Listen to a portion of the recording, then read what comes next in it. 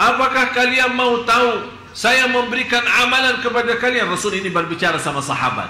Saya akan memberikan amalan jauh lebih mulia di sisi Allah, jauh lebih baik daripada amalan yang lain, jauh lebih besar pahalanya daripada mensedekahkan emas dan perak dan mensedekahkan segala harta. Jauh lebih besar daripada menghadapi musuh saat perang. Mereka membunuh kita atau kita membunuh mereka.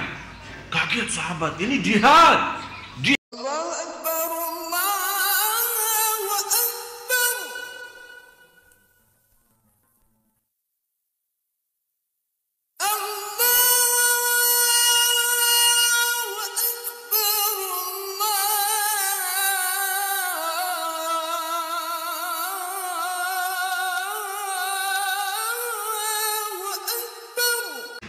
ألا أنبئكم بأفضل أعمالكم وأزكاها عند مليككم وخير لكم من إنفاق الذهب والورق وخير من أن تخرجوا للجهاد للقاء عدوكم فيضربوا أعناقكم وتضربوا أعناقهم. Ya Allah, banjir sekali hadis ini.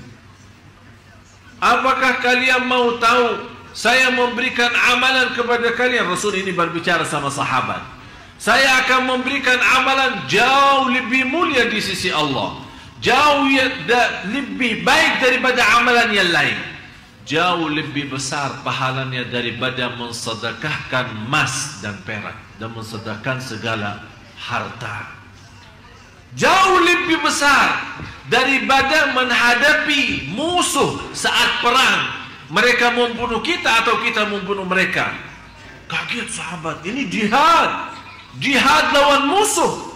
Apa saja amalan yang jauh lebih tinggi daripada itu semua?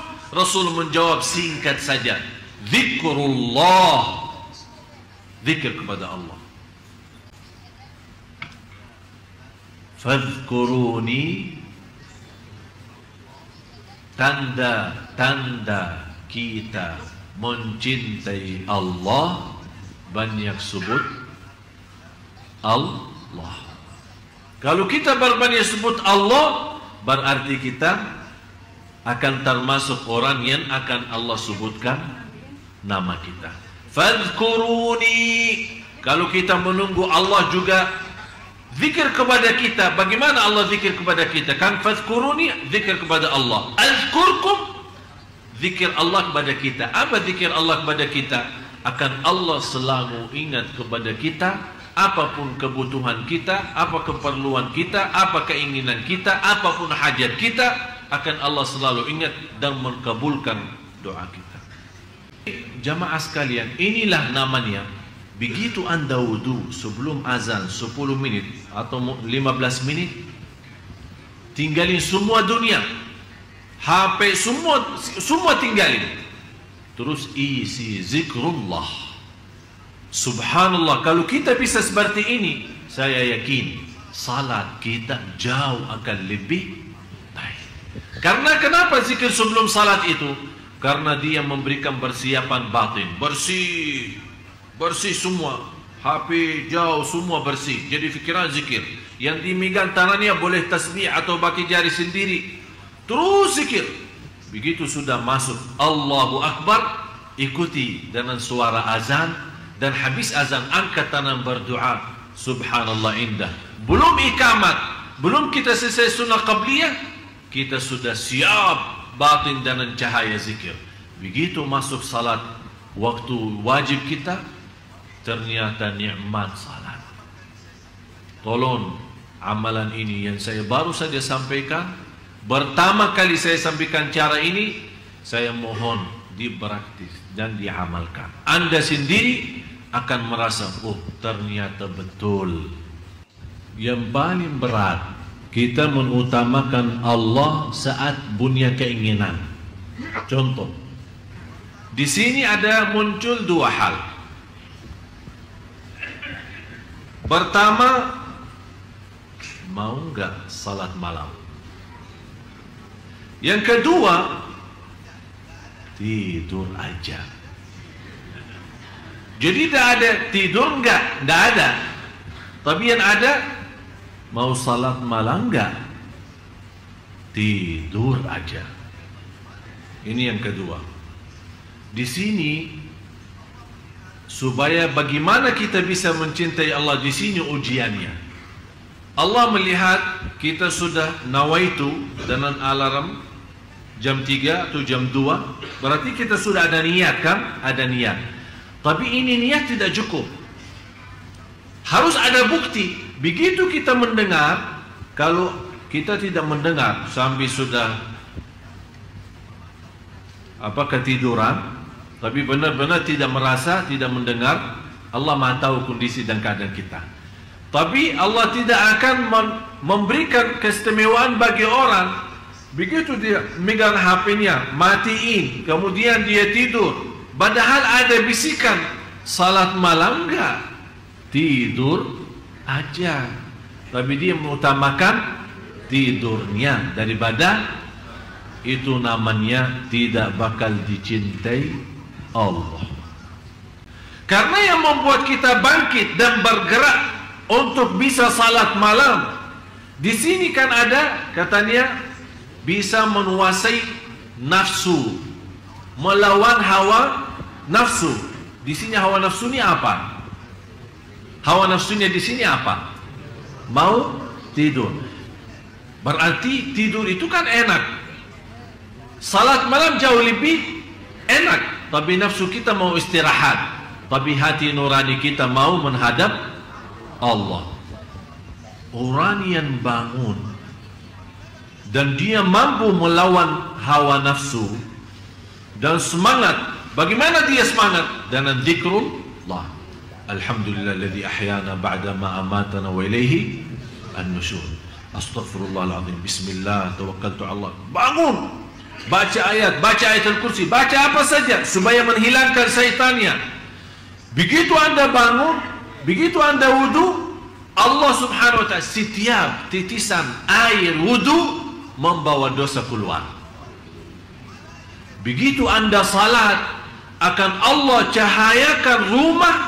Malaikat di langit melihat rumah itu keluar cahaya, orangnya di dalam rumah lagi salat malam. Kalau kita sudah menjadi kebiasaan, ketika satu malam kita memang sakit, sudah alarm sudah mau bangun, tapi sakit betul. Ternyata begitu kita bangun tapi tidak kuat.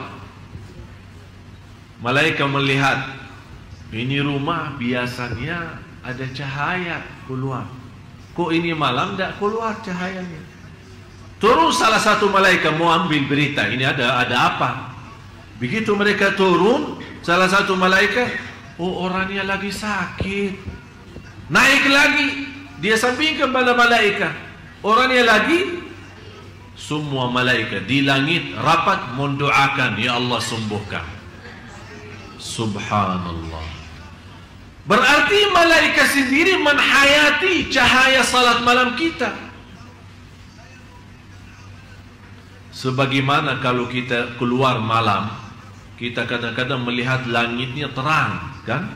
Itu katanya cahaya dari langit turun.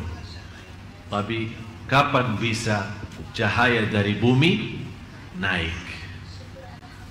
Jangan sampai malaikat melihat malah ternyata gelap. Semua gelap.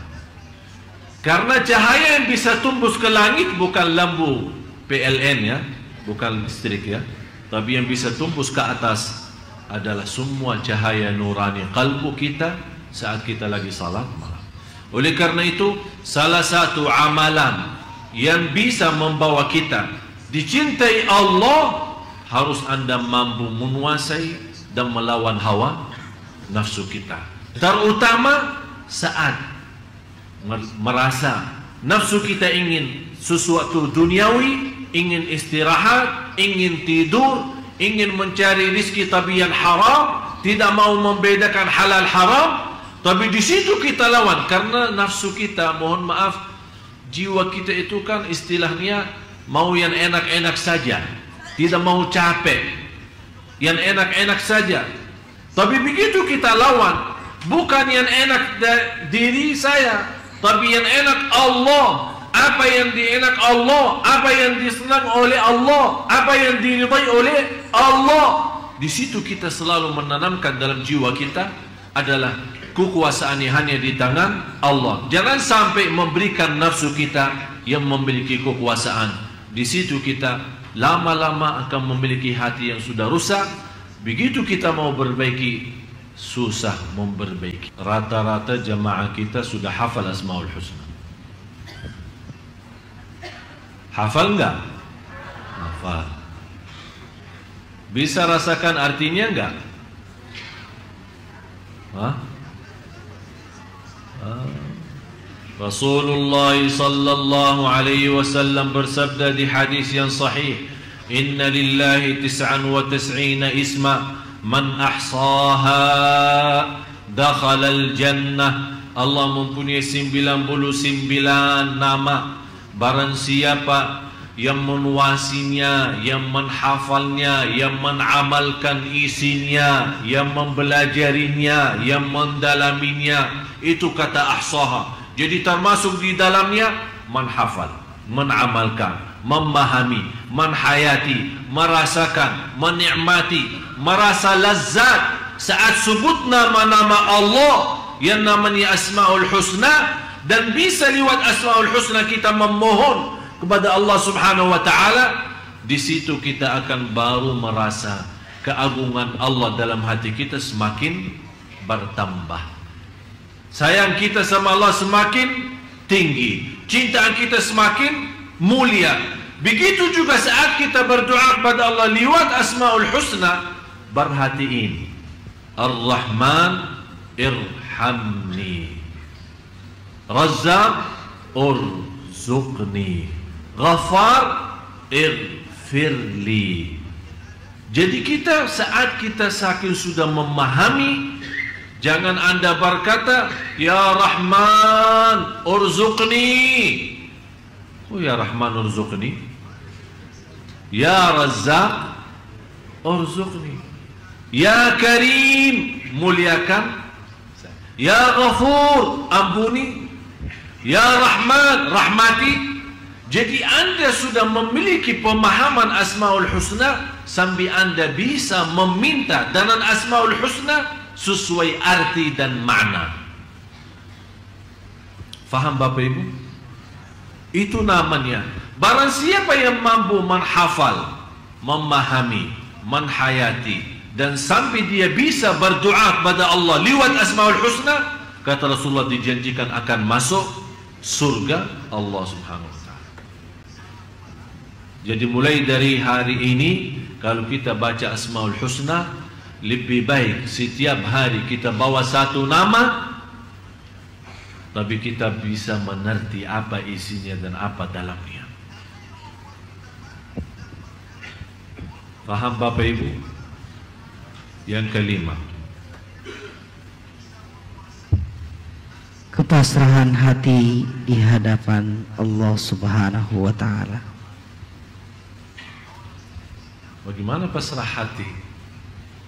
Maksudnya keluarin hati dari dada kita terus kasih ke Allah. Apa itu pasrah hati? Hah? Intinya begini, dalam ibadah, dalam mencari rezeki, saat kita makan, saat kita tidur, saat kita jalan menuju ke masjid, saat kita berjalan mencari nafkah, saat kita di mana saja berada, hati kita selalu merasa tidak punya upaya dan tidak punya daya untuk melaksanakan sesuatu kecuali dengan Allah. Terwujud benar-benar la haula wala quwata illa billah. Dan pasrah yang tertinggi adalah pasrah kalbu.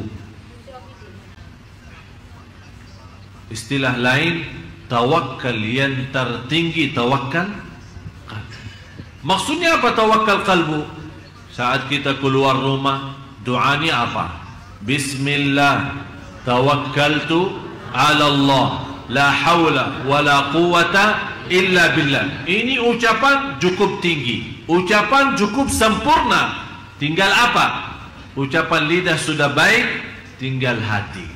Jangan sampai pas kita keluar rumah, bismillah, tawakkaltu ala Allah, la haula wala quwata illa billah, tapi di dalam hati masih merasa alhamdulillah saya sehat, masih muda, saya bisa berlaku sesuatu.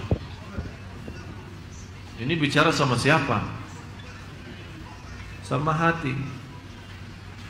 Yang seharusnya memantapkan ucapan ini, bismillah, tawakkaltu ala Allah, la haula wala quwata illa billah, bukan hanya lidah yang mengucapkan, tapi hati juga ikut mengucapkannya.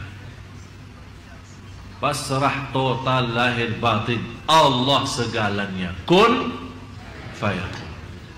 Begitu Anda keluar membawa doa keluar rumah, Anda merasa, ya Allah, memang saya sudah berikhtiar berdoa, tapi segalanya di tangan-Mu ya Allah. Pasrah. Dengan yakin, saya kemana saja pergi, akan Allah menjadikan hati saya hari ini buas. Buas iman, mendapat rezeki dan kecukupan, dan senantiasa diterima segala amal dan perjuangan. Yang keenam, melihat kebaikan dan nikmatnya baik yang lahir maupun yang batin. Salah satu yang bisa Anda mendapatkan dicintai Allah, harus Anda selalu mengingat nikmat Allah. Fikirkan nikmat-nikmat Allah kepada kita. Wa amma bi ni'mati rabbika fahaddits. Yang kita selalu lupa, kita sibuk mensyukuri nikmat, tapi lupa mensyukuri yang memberikan nikmat. Kita sibuk menikmati nikmat, tapi kita lupa mensyukuri yang memberikan nikmat. Kita sibuk untuk menghadapi cobaan, tapi kita lupa minta tolong dari yang memberikan cobaan. Jadi selalu kita bayangkan, jangan Anda melihat posisi ujian. Kenapa manusia dinamakan dalam Al-Quran, innal insana ladzalumun kafar, wa in ta'uddu ni'matallahi la tuhsuha, innal insana ladzalumun kafar. Sungguh manusia amat zalim dan amat kafir. Amat zalim apa? Dia menggunakan nikmat yang telah diberikan oleh Allah yang tidak mampu dihitung. Dia menggunakan nikmat itu untuk menzalimi dirinya. Yang kedua, dia sangat kafir. Dia tidak mensyukuri Allah dan merasakan kemuliaan yang telah diberikan oleh Allah lewat nikmat-nikmat itu. Berarti dia mengkafirkan nikmat. Dia berkufur terhadap nikmat. Dinamakan oleh ulama kufrun ni'mah, kufur nikmat. Jadi Anda sebelum melihat sisi cobaan, yang seharusnya Bapak Ibu Anda melihat sisi kenikmatan. Bunia mata masih bisa melihat Al-Quran, bunia lidah masih bisa menyebut nama Allah, bunia telinga masih bisa mendengar azan dan kalam-kalam yang baik, bicara-bicara yang baik. Anda masih punya kaki bisa berlangkah-langkah menuju ke masjid silaturrahim dan kemana-mana mencari nafkah dan rezeki yang halal. Anda masih punya nafas yang bisa menaturkan nafasnya untuk Allah subhanahu wa ta'ala. Saya bertemu beberapa hari lalu seorang ibu sudah usia 90 tahun. Sakit, tidak bisa bergerak. Begitu saya datang silaturahim, saya bertanya, bagaimana Bu keadaannya? Dia menjawab, alhamdulillah. Tapi dengan kata alhamdulillah benar-benar tersentuh hati saya. Saya bilang, ibu, alhamdulillah atas apa? Ibu lagi sakit, sakitnya parah dan tidak bisa bergerak.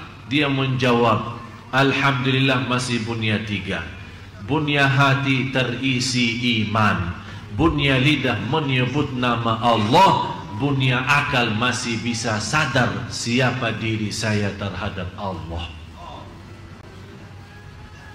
Dia sudah tidak melihat sakitnya, tidak melihat kakinya yang tidak berfungsi, tidak melihat tubuhnya yang tidak bisa bergerak, tapi dia melihat nikmat, bukan melihat ujian.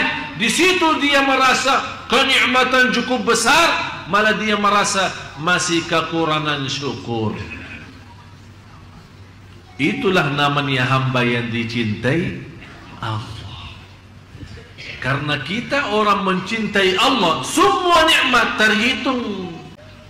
Tapi sekarang kita terbalik, malah semua ujian yang cobaan yang kita hitung. Kita hitung cobaannya, bukan hitungkan nikmatnya.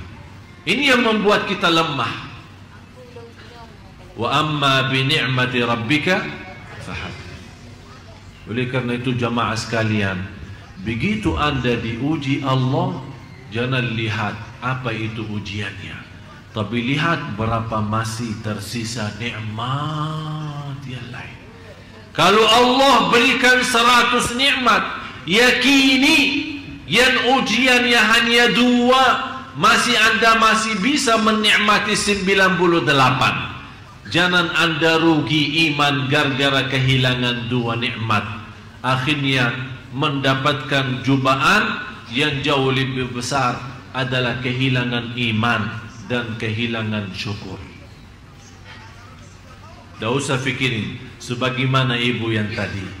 Dia sudah tidak melihat sisi sakitnya dan tidak melihat umurnya dan tidak melihat dia tidak bisa bergerak, tapi dia masih bisa merasakan iman, yang kalbu yang terisi iman.